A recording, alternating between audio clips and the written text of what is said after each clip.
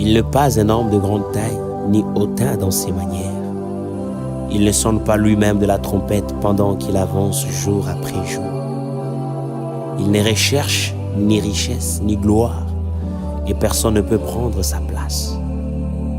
Il est exactement tel que nous le voulons, notre bien-aimé frère Bill.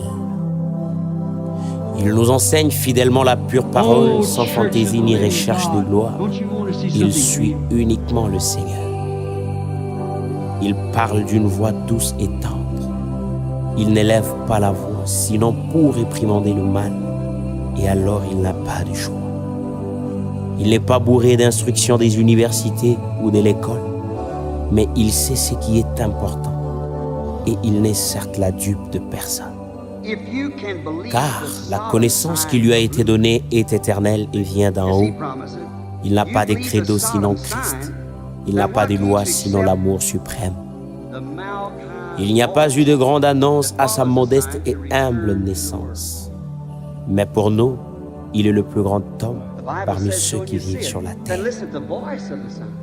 Nous considérons comme plus qu'un privilège le fait de le connaître comme un ami.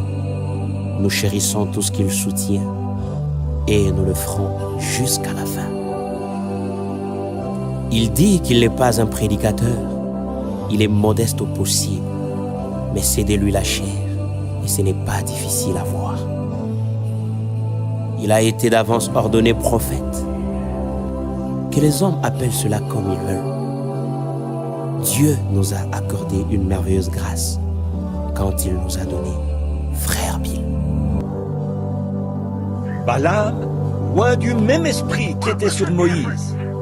Quelle était la différence? L'enseignement de Moïse était parfait. La Bible dit ici, dans 2 Pierre, que c'était l'enseignement de Balaam, qu'Israël avait accepté, que Dieu n'a jamais pardonné. Un péché impardonnable.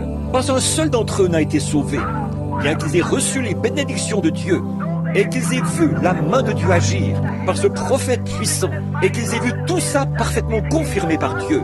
Et en effet, un autre prophète s'est présenté là avec un enseignement contraire, et s'est opposé à Moïse, et il a essayé de prouver au peuple que Moïse avait tort.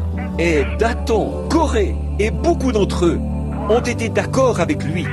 Ils ont enseigné aux enfants d'Israël à commettre la fornication, aller dans le sens de son organisation, c'est-à-dire nous sommes tous pareils, que nous soyons méthodistes, baptistes, presbytériens, pentecôtistes ou quoi encore, nous sommes tous pareils.